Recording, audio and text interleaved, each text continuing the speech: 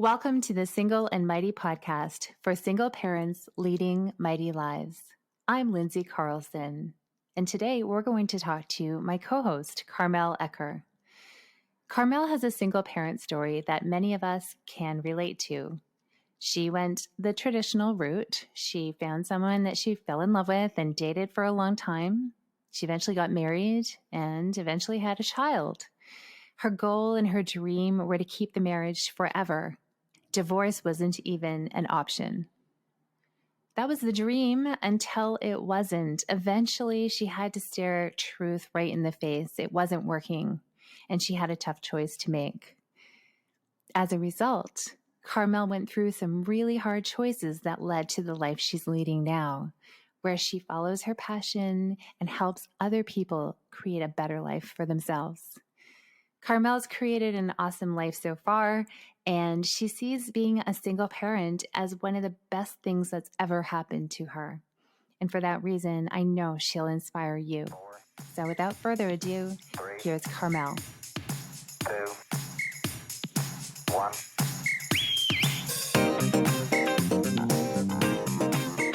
We've been talking about this podcast for about a year, and little by little putting bricks together and growing the idea and coming up with what is really important to us and just getting our guts together and getting ready to launch this big baby out to the world. So we're really excited to do that soon. So, but why? Why are you personally interested in making this podcast project? Because it's a lot of work and it's a lot of time.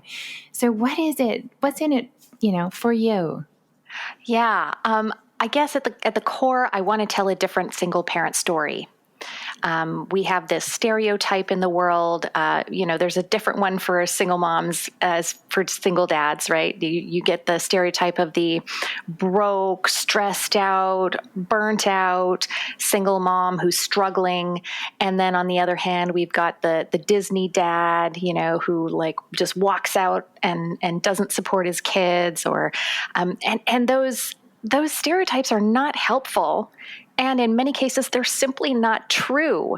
There are so many wonderful men out there who are parenting their kids the best that they can, doing a great job of co-parenting. And I want to raise that image, right? And there are so many single moms out there who are kicking butt in their careers and being great single parents. And so we can give people a different image of what it means to be a single parent. For me, being a single parent was the best thing that ever happened to me. It really snapped me into a new way of being because I had to be different. I couldn't just kind of float along anymore, following somebody else's formula. It was like this big wake-up call, and I wouldn't trade it in for the world. So, I think really it's about inspiring people with a new idea of what it means to be a single parent. And what better way to do that than by interviewing people and hearing their stories of how they've gotten to where they are today. You're right. You're so right. Yeah, the narrative out there is just terrible. It's nothing that anyone would purposefully choose. Who on earth would choose to be the broke single mom or the miserable single dad? I mean, goodness gracious. Yes. So we've been talking about that for a long time. And you made a really empowering choice when you became a single parent. So can you tell us a bit about how that happened? Yes. Well, it was not an easy decision to make. I had been with my then husband for 11 years. We'd been dating for 5 and married for 6, or it might have been the other way around. I can't remember anymore. It's history. It's history, right? But I remember telling him before we got married, I was like, don't think that you're ever getting a divorce out of me. It's just not going to happen. And of course I had to eat my words because down the road, it was, it became just so clear that it wasn't working, and I could not figure out how to fix it. We could not figure out how to fix it. And so, I just, at a certain point I had to say, you know what, I'm not going to accept this. This isn't going to be the rest of my life. And this isn't the model of a relationship that I want to leave for my son. I don't want him to think that this is what a marriage is supposed to look like. And that was a huge driver for me, because I think that, that's so. yeah, we need to set healthy examples for our kids in terms of what do good relationships look like. And at the time, that just wasn't a great relationship. And like I said, we were struggling to fix it. And finally, I just kind of pulled the pin. I was like, well, I can fritter around doing this for a while longer, or I can, put on my big girl panties and do the hard thing. And so that's what I did. Yeah. I love that you say that about setting the right example for your son, because we don't want to break down marriage and make marriage into the problem. But when marriage isn't working, staying in actually creates this model for your kids that they will then go ahead and repeat. And that's actually not better, is it? Like, we want them to create happy couplings in their life and really wonderful relationships. We don't want them to just create misery over and over again. So that's a really brave choice to, break that pattern, even though you were dead set against divorce. You really didn't want that. I really didn't. You had to shift your thinking. Yeah. Yeah. That's amazing. Yeah. I really had to swallow my pride in that moment and say, okay, I'm just gonna let this go. That dream that I originally had, this wonderful plan that I had in my head, it's not working out that way. And, do I really want to keep trying to ram a square peg into a round hole? Yeah. So were other people, what were they saying to you? Were they saying, marriage is forever, you need to make it work? Or were there any people like pushing you to stay? I was actually very, very quiet about it. I didn't talk to a lot of people. And in fact, by the time I did start talking to people, it was done. There was no going back. We were at the point of no return. And my family I was worried. The biggest concern that I had was my family. Like, what were they going to think? How were they going to respond? Were they going to support me? It just in terms of, being okay with it. And in the end, it was great. They were very supportive and accepted the decision that I'd made. And and some people, it's funny, this is one of the things that happens after couples break up, or at least that I've noticed, is that suddenly people come out and go, I always thought you were an odd couple. And I'm like, you couldn't have told me that 5 years ago. But of course, I probably wouldn't have listened. So I probably wouldn't have listened. So it wouldn't have made any difference. But it's funny how that happens. Yeah, it's so true. I noticed that myself as well. Yeah, so that's amazing. So your family kind of surprised you. They were supportive, and you didn't really tell people while you were making that choice. So you weren't looking for input and making a decision with your committee. You were making a decision for yourself. That's good. What about you did some counseling. Did you have any counselors who were like, yeah, you've got to make this work forever, come hell or high water? We did try counseling. We sure did. And it sadly did not work for us. We put in the effort, we showed up. But I think that probably part of the challenge was that we had waited too long. And so by the time we actually got there, there wasn't much to salvage. So, hindsight, is there any way to know that it would have made any difference? If we'd gone earlier, or if the result would have been the same, you kind of can get caught up in the woulda, coulda, shouldas. But at the end of the day, the most powerful thing that I found was saying that, I could have done lots of things differently, and I didn't. So what do I want to do for myself from this place going forward? What's the most powerful decision? Because you can't go back in time. Yeah. You can't change that decision back then. Yep. We have not invented time travel yet. So there's no point in feeling like, feeling all that guilt and all the shame and all the, all those feelings. Those are fine. Feel the feelings, but there's no point in letting those control, right? You need to say, this is really where I am, and make the best choice from there. And that's what you did, which is amazing. Were you scared? What were the feelings that you were going through? I was terrified. I had all this negative self-talk about how, I wouldn't be able to do it on my own. Was I crazy that, this was going to be so hard? And, yeah, I'm a tough person, but, or a resilient person, maybe that's a better word. But like, how can I do this on my own, really? And I guess at the end of the day, it seemed less painful to just do it and hope for the best than to stay and try to make something unworkable work. The unworkable. Ouch. Mm-hmm. So how old was your son when you decided to actually divorce your husband? Yeah, he was 1.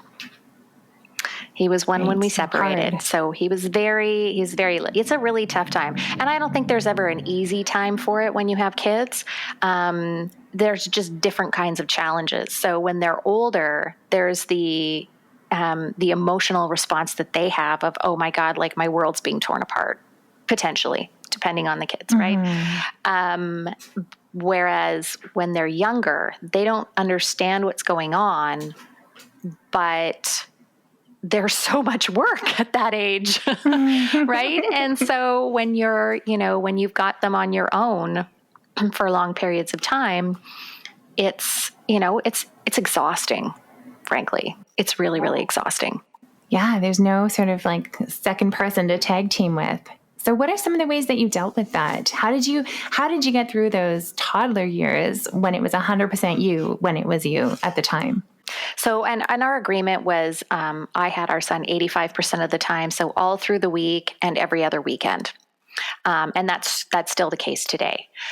And it's much easier now than it was then. So yeah, I think back then, a lot of my coping was sleeping, like just really, like I had a routine. I had a routine that I went through to kind of streamline things as much as possible. And really, after my son went to bed, I went to bed. I didn't stay up after he went to bed because it was so tiring. So I did that a lot. I did eventually start my own freelance graphic design business on the side. And so then I ended up staying. He was a little bit older, 2-3 years old, maybe by that time. So it was a little bit better, but, yeah. And I wish, one of the things that I wish that I had done more was ask for help. Because I think I made it a lot harder on myself than it really needed to be. And so, yeah, I really wish that I had asked for more help. I think that would have made life just so much easier. Yeah. And that's really one of the things that we've talked a lot about too, is building that community around yourself as a single parent when you don't necessarily have family in town, you don't have close friends maybe that have the same situation. How do you get out there? So, if you were to go back and recommend some things to yourself as a new single parent, how would you suggest getting some of that help? Yeah, I would say look around for local resources. Like in town, we have the One Up Single Parent Resource Center. It didn't even dawn on me to see if there was something like that available. And by the time I found out they existed, it was already like, well, I don't really need them now. So that would have been great. Just simply not being afraid to ask people for help with, small things, even small things.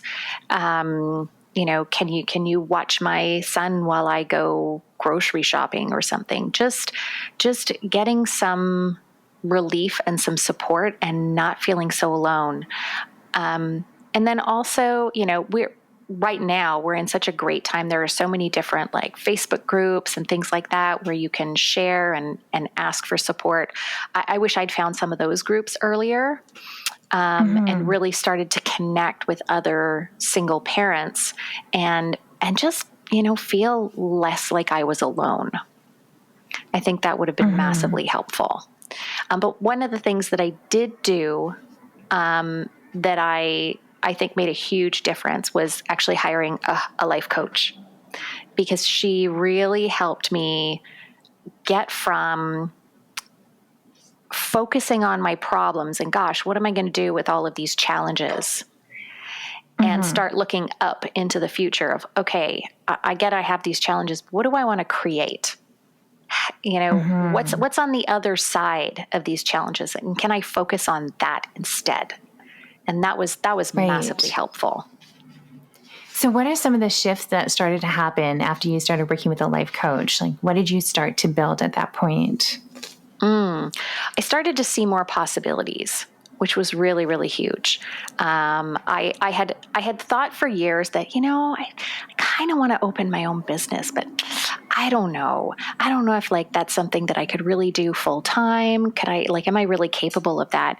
And so working with a coach really helped me call into question these assumptions that I had about myself, my own abilities, what I was really capable of in my life. And I was able to,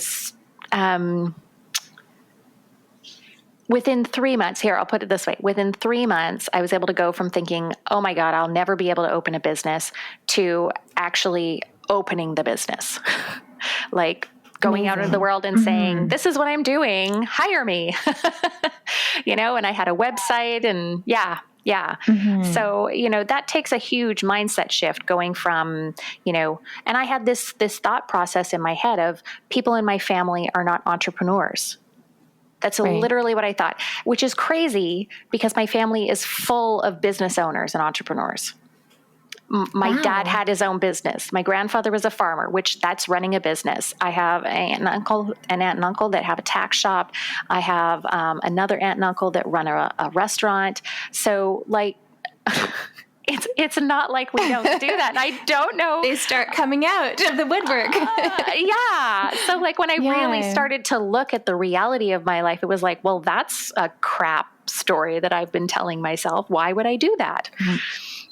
Yeah, it's amazing. So that's really interesting. So that first business that you opened, that was the graphic design business. Is that right? Yes, that's right. Or was that different? Okay. So that was related to working with a life coach, seeing the possibilities for your future, why did you want to open your own business? You know what? I was tired of working for somebody else. I was tired of it felt like I was on a hamster wheel, right? So I would and I rode my bike to work every day, which was my way of getting exercise. So I would walk my son actually to daycare, and then I would hop on my bike and I would head to work, and I would beeline it as fast as I could because, I knew I was going to be late. That was all there was to it. I was going to be late, but I was only going to be a few minutes late as long as I beelined it. And then at the end of the day, I actually had to leave a little bit early in order to be able to get back to the daycare in time because they have very set hours, right?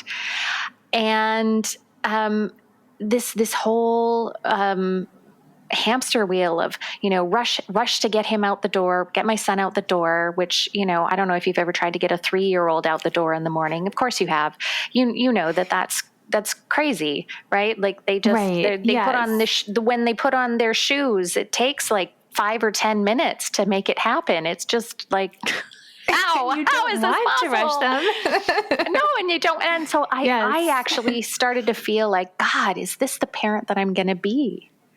The one that's always rushing and pushing to get the kid out the door and stressed. And I was just I don't want to be this person anymore. And I just didn't see how finding a different job was going to change that. I really needed a situation where I was going to be able to set my own hours. And I was okay. If I end up working more hours, okay. I can work that out. But I just wanted to no longer be that parent that was pushing my kid to get out the door because I was supposed to be somewhere.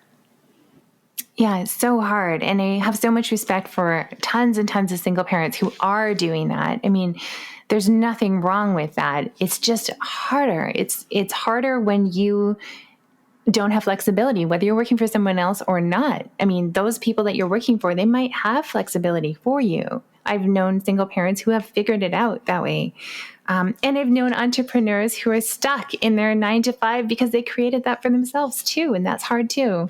Yeah, yeah, totally true. And you bring up a great point. Like that was it, there's nothing wrong with that if you're okay with it. It's just that it wasn't the right it was Yes. creating a lot of extra stress in my life, and it was leading to a lot of unhappiness for me. And my workplace was wonderful. Like they were really flexible and easygoing about it. Like I'd been working there for over a decade at that point. So they knew I had a really strong work ethic and that I wasn't like slacking off or anything. It was more about what was happening inside me than Yes. than Yeah. anybody Great else. distinction. Yeah. Absolutely. Yeah. And so, we've said this before too, like it's really important that as a single parent that you are happy and that you are, taking care of you're feeling fulfilled and stuff. So I think it's amazing that, way back then you figured out that this wasn't working for you personally. You weren't happy. You were stressed out because that's really what reflects on your relationship with your child too. Yes, absolutely. And that's really what it came down to. It was like, this the kind of relationship that I want to have with my son? Is this the model that I want to give to him? And that's actually been one of the really beautiful things about being a parent, like regardless of whether it's a single parent or a two-parent family, it's that he's this constant reminder of what is the example I'm setting in the world. Yeah. And I get the great benefit of leading a life that's more aligned with who I am and who I want to be because of that desire to set an example for him. Absolutely. Yeah. Yeah. I agree. And I I think should that's be able to do it just for myself, but it's like that extra incentive, right? And it's wonderful when you see them get older and some of that reflects back on you and you see, oh, that's pretty neat that I was part of creating that person there. So, yeah. Yes. Yeah. Yeah. Yeah. And your kids are a little older than mine. So well, yeah. So you've kind of seen how that shifts and changes over, right up to 20. Is it 20? Yeah, my oldest is 20 and then 18 and then 11, similar to yours. Yeah, and I just love it because my older two are out of high school. They're looking at what's next in their lives. And I can see these themes that I've always seen in them, like their interests and their desire for adventure. And I kind of feel proud that, that I helped nurture that and just made time for it, was present there with them. Because there were times in my life too when it was too much stress and too much worrying about where things were coming. And it's really great that I was able to get out of that, like make some conscious decisions to move out of that stressful time and just be more present with them. Those were hard decisions. So Yeah. yeah, Yeah. I really bet. like that. Yeah. And I wonder, for me, one of the things that I had to, more recently speaking, one of the, this might sound terrible, but one of the gifts of COVID was that it shut everything down and it really forced us like, well, we're not going and doing those things that we were doing after school, after work, on the weekends, these highly scheduled things. And it was like, oh, Yeah. wow, isn't that nice that one night a week, or it's not just one night a week, or it's where we can just sit and be, and we're not rushing off to something. And I've actually ended up paring my son's activities down to the point where I think we just have one evening thing. And this was, not just my choice, but also his choice. I think we have one evening thing in the middle of the week. And then we have, stuff that we do on the weekends, but we're not as heavily scheduled as we were before. And I really, there's part of me that's like, well, should we be doing all of this stuff? Like it was all great stuff, right? Great things, great activities to be doing. And it was wearing us out. Yeah. Yeah. It comes down to that modeling again, right? Like what kind of an adult do you want to encourage him to grow into? Like, I just so agree with not being overscheduled. And sometimes you can look at other people and think, oh gosh, well, they're into everything and I'm only doing a little bit. Am I doing enough? But yeah, like, do you want them to be a harried adult who never has enough in their schedule and is always, more? It's a big, something to think about. I agree. I loved this space during COVID and the time to do things that we had never had time to slow down and do before. Yeah. Like, I like the idea of us sitting down and playing a board game after dinner or something like that, and not, hustling off to karate or something like that. And those are all great activities. I think we have a tendency as a society generally to pile them all on. And so they're doing so many things throughout the week that they just kind of never get a break. Yeah. And it's also about our own capacity, right? Like, there are people out there who can just go full bore, and getting everybody to their different things throughout the week is not a problem. It's just how they operate. And you know what? It is not how I operate. And I had to give myself permission to not be super mom. Right. That's so dangerous, isn't it? Yeah. Yeah, like not trying to keep up with the Joneses. Yeah. That's another stereotype that I've had put on me, well-meaning, like the single mom supermom as well, right? So now we don't just have to fight against being the overworked, stressed, and oh, I'm so sorry for you, you poor single mom. But the other side of that is like, oh, wow, you're such a supermom. You do it all. And my personality is, I want to be the one who does it all. But that's really draining and exhausting and unrealistic and unsustainable and not good for your kids either. So yeah, there's another one that we want to sort of have balance against too. We can just be who we are, and that is plenty. And we're setting an example for our kids of living a healthy life that feels good the way we love it. Yeah. Yeah, a sense of balance. I don't know if we're ever completely balanced in life, because there's just so much going on around us, and we're trying to live intentionally. Some of us are trying to live intentionally anyways. Some of us are floating along and being, battered around by external forces. But we never find complete balance, but we can continue to make choices that bring us closer to balance. Right? It's a little like I cycle a lot, and particularly mountain biking is my favorite. And one of the things that's true for mountain biking is that you are never totally, completely balanced on the bike. As you're moving through the environment, you're being confronted with rocks and roots and things that are on the trail that are constantly putting you out of balance. And so you're having to correct. And that's really what we do in life too, right? Is we're rolling along on this path of life, and there are things coming up in front of us that are going to throw us off balance. And we just decide, okay, how do I want to correct this and bring myself closer to balance so that I don't fall off? Yeah, it's a really good metaphor.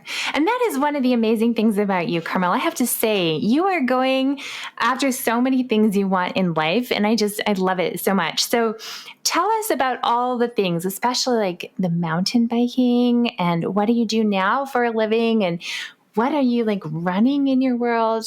Just tell us who you are right now in the world. Okay, so yeah, I have a multifacetedness going on right now. So in my work, I'm a life coach. I decided to leave graphic design a couple of years ago. It was not something that I was super passionate about, and I knew I would never be like great at it. It just didn't call. I was not looking through like How magazine, looking at all the latest designs and keeping up with the trends. It was kind of like, well, this is what I do for a living, and I'm pretty good at it, but, not super excited. But, I started on the journey of personal growth over 10 years ago, and it consumed me. When I'm reading books, I'm always reading personal growth books and learning new things about, what it is to be human and how we can shift our mindset and, ways to reach our goals and live a different kind of, make different life choices. And anyways, I could go on and on and on about it. But, yes. I realized like, this is where my passion lies, is in personal transformation. And so I decided to make that shift, and it's been so good. I don't know if it's what I was always meant to do, but it feels like it's what I was always meant to do. So that's been great. Yeah, it's the best. And you work with single parents a lot, right? That's one of your main. Because I don't want people to have to deal with, a lot of the struggle that I did when I first became a single parent. Like it really doesn't have to be that hard. But we do need a little bit of support until we find our footing. And that's what my coach did valuable. for me. Yeah, absolutely. So there's that. And then locally, I'm leading a women's business networking community. And that's really exciting. We're a local chapter of an international organization. And it's another one of those things that I was like, yeah, I was born for this. Awesome. Right? Because I love it. I love connecting people, who can be mutually beneficial to one another, and helping people to build and grow something that they're really excited about, right? And growing and building a business, incidentally, is one of the best personal growth programs you can ever go through. I agree. It's so demanding and challenging, and you have to keep stepping up, right? Yeah. Yeah. So it feels like a really natural pairing. Yeah. Yeah. And then I don't know if I told you this, but I got my mountain bike instructing certification last year, and I'm going to be coaching with the Norco Dirt Series this year. Of course you told me. Well, I never know who I told, although I've been telling everybody, by the way, this is what I'm doing because I'm so excited about it. Yeah. Yeah. So I've been mountain biking for 25 years, and I actually, many years ago, I created my own little, beginner mountain biking course when I was part of a local mountain bike club called the Dirty Girls. And it, it was very rudimentary, but it really gave me a sense of how much I enjoyed teaching other people the skills that they needed to be successful in this sport. And again, that was kind of from my own experience of jumping in and not having any course to give me the foundations. And let me tell you, I went over the handlebars a number of times before somebody told me, you know what you need to do in order to not have that happen? And I was like, oh... I love it. Really gave people the foundations to be able to come into the sport and really be able to enjoy it right away. And so I'm really passionate about getting back to that. I think women taking up the sport of mountain biking is, again, a transformative experience because it does challenge you physically, and it also challenges you mentally. It's not, I think probably 80% of mountain biking is actually the mental game of stepping past your fear and saying, okay, I have I do or I don't have the skill to do this thing. And if I don't have the skill, I can learn. And then once you have the skill, going, okay, I have the skills, and I'm going to visualize myself doing it. And I'm just going to do it. I'm going to commit to it. And it's this, you become so hyper aware of your body in this sport because there's so many muscle groups, working together to keep you on the bike upright, rubber side down. So awesome. You gain this really amazing body awareness within this sport. And I also find it an incredibly meditative experience as well, being out in nature and being so focused on what you're doing in the moment. You really can't let your attention stray too much. Yeah, I love that. I think that, listeners, this is one of the kick butt things about Carmel is that she literally can teach you how to mountain bike down a crazy path and avoid all those roots and not fall over your handlebars like I did 20 years ago. So amazing. And you know what? One day we will have to do a course for single parents who want to mountain bike because why not? Such an important skill just to be in your body, be in the moment, and take on the challenge. I love it. Yeah. And I think I've told you about this. I have this dream of having retreats for single parents, including ones that have never been on a mountain bike before. And it's more than just learning how to ride a bike. It's about, shifting how you think about yourself within your environment and what you're capable of. So I'm very excited about hopefully launching that someday. Yeah, that's going to happen. You bet. Speaking it out into the world and increasing my odds of actually making it a reality. Yeah, no, it's a perfect next step for that part of your multifaceted creative journey. Love it. So good. Well, it's so fascinating to hear your single parent story because I think so many people can relate to it. You were in a marriage with someone you knew really well. There was nothing wrong from the outside, but it just wasn't right. And you gave it your best shot. You tried what you could, but you realized it wasn't healthy for your kid. It wasn't the example that you wanted your kiddo to grow up with, apart from not being the right, vessel for you and your ex-partner as well, probably. Yeah. I mean, we weren't happy, right? So if we set aside, the impact on our child, neither of us was happy, and both of us deserve to be happy. Like Absolutely. At the end of the day, that's, we both deserve that. And, I may not have felt that way at the beginning. When you go through the initial breakup and you're a little, irritated with one another and there's a bit of friction, let's say friction, at the start. But, over time we worked that out and we both settled into our own separate lives. And I think we do a pretty decent job of co-parenting at this point. So, yeah, I wouldn't say we're friends, but we definitely get along okay. Yeah. And we respect one another. That's the big thing, is that we respect one another. We respect each other's time. We respect each other's role in our son's life. And we do our best to keep, clear and open communication. And I think that's really, really key in any co-parenting relationship. Yeah, clear and open communication. Any other tips for the co-parenting squad out there? Oh, you know what? I'm always a bit hesitant to offer co-parenting tips just because, I'm not a parent coach. I work more in the individual fulfillment department.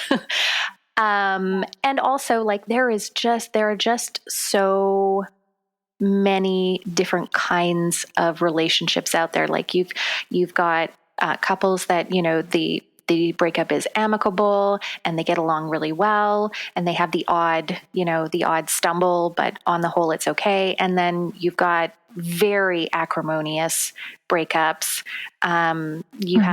You have situations where the couple was never married. And so that's a whole other element. So, I would say my biggest tip would be, if you're struggling in your co-parenting relationship, find a counselor or a therapist or someone who has, the training to support you through that experience. That's going to be my lawyer approved answer on that front.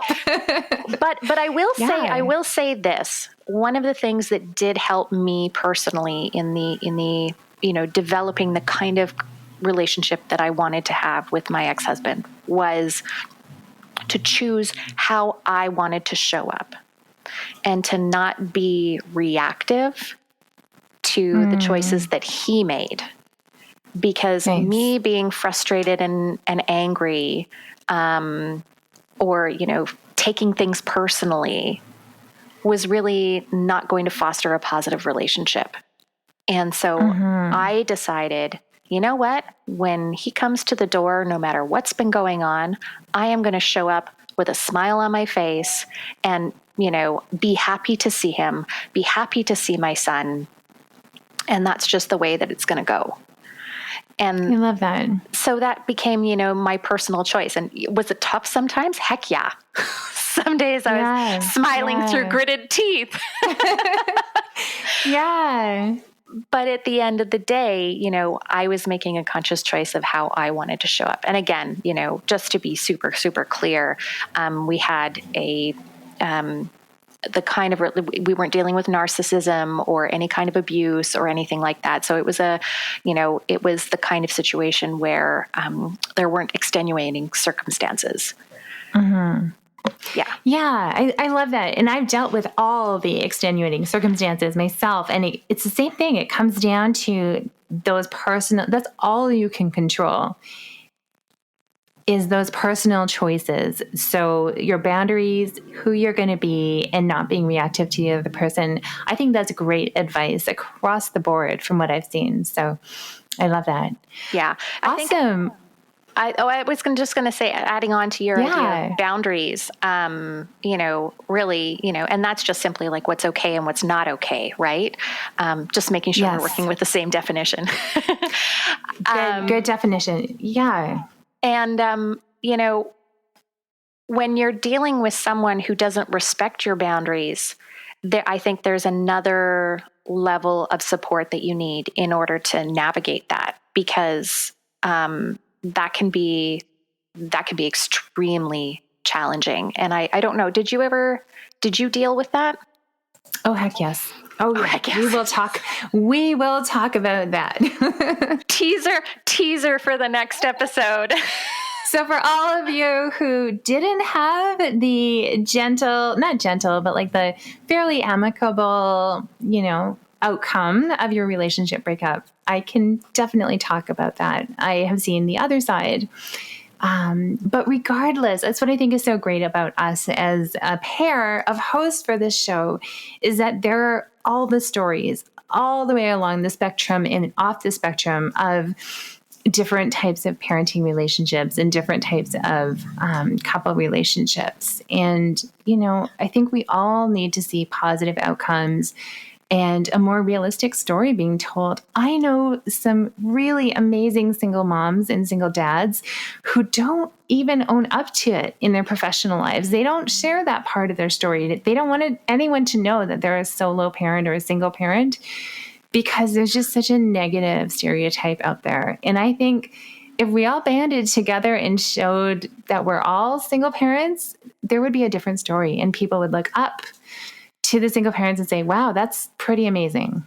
Yeah. And, we make up a huge part of the population. And I think that's really important for people to remember. Like, we talk about how 50% of marriages end in divorce. I don't know if that's actually a true statistic anymore.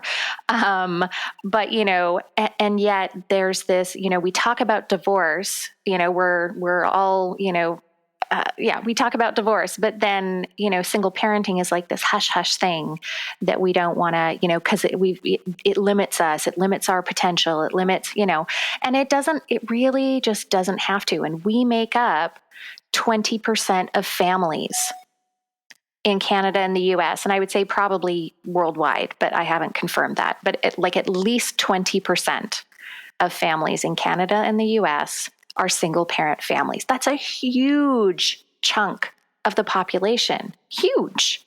Yeah.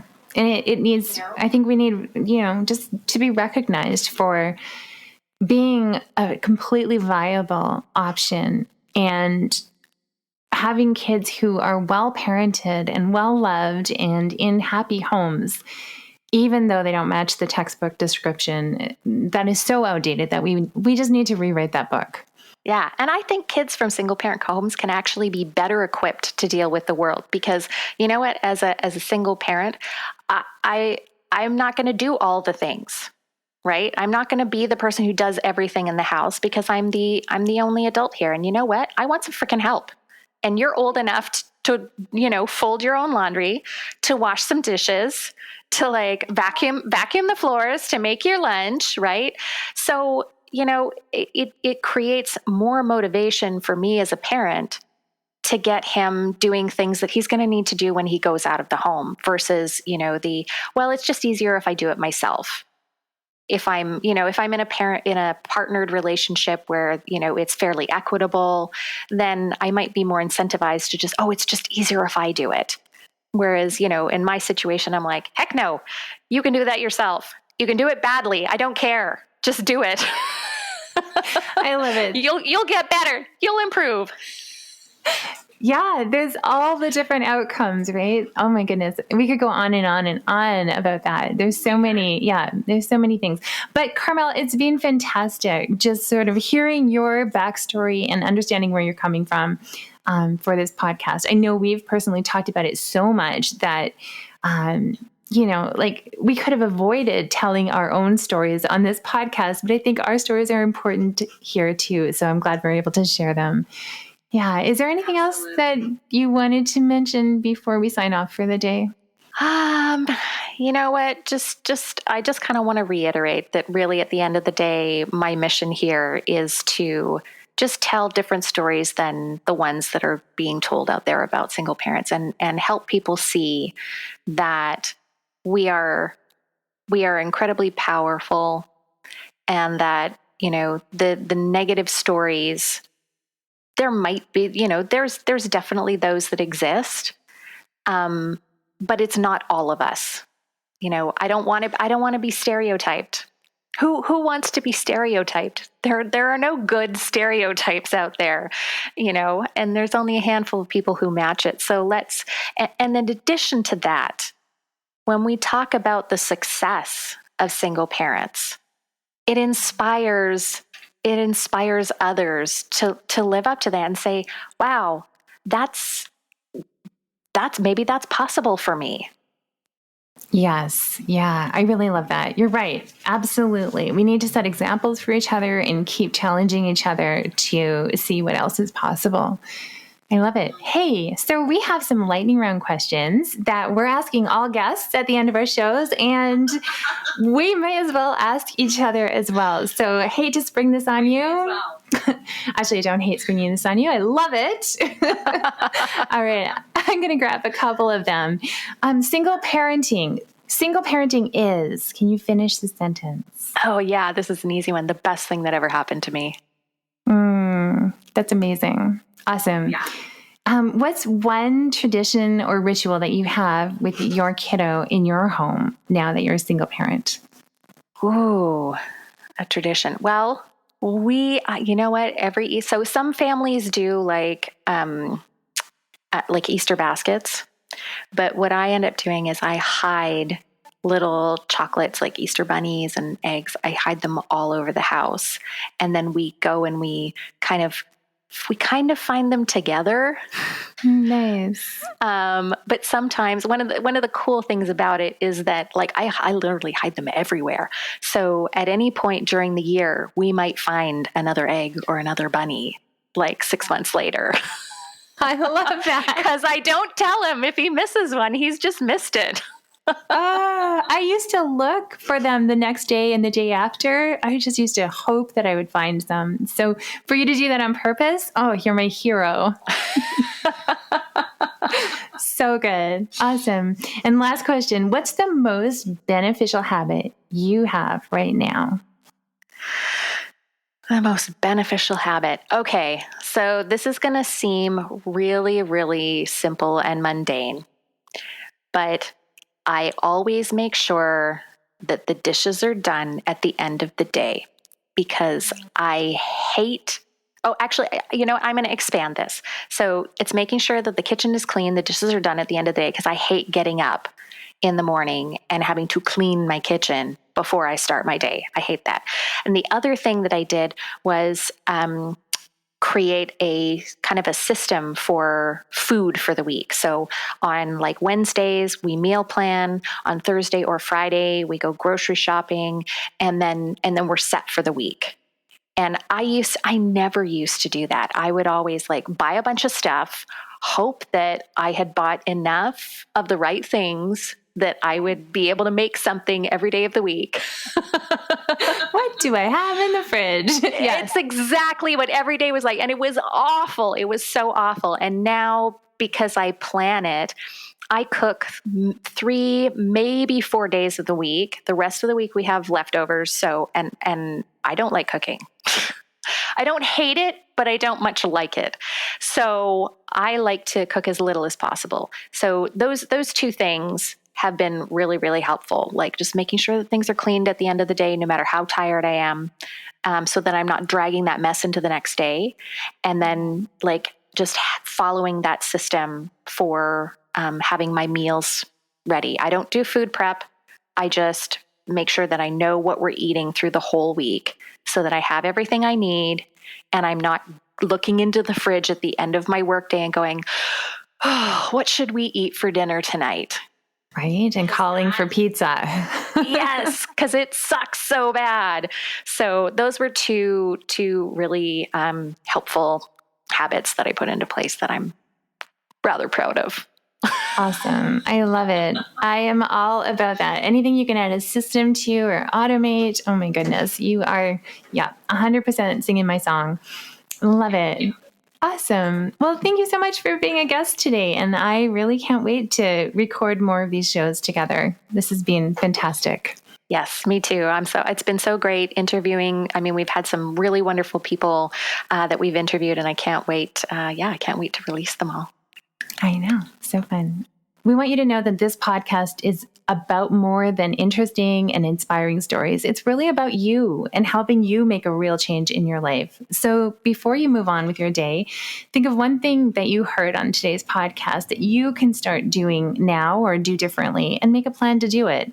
And don't just keep it to yourself. When you declare it to the world, you are going to be a bazillion times more likely to actually do it. So we invite you to hop on Instagram and share it with us. We'll have an episode with this on our Single and Mighty podcast Instagram account. Yeah, and let us know what you learned and what you're going to do about it. That will serve as inspiration for others, even if they haven't listened. They'll see what you're sharing on there, and they'll be inspired to do things maybe a little bit differently and in a more beneficial way for them. Before you leave, we want to give a big shout out to our friend and musician, Laura Kosh, who wrote our intro/outro music. Laura is the singer-songwriter for the band The Quirks, and you can find them online at The Quirks, KWERKS.com. If you enjoyed the show, make sure you subscribe, leave a review, and share it with other single parents in your life. Thanks for listening.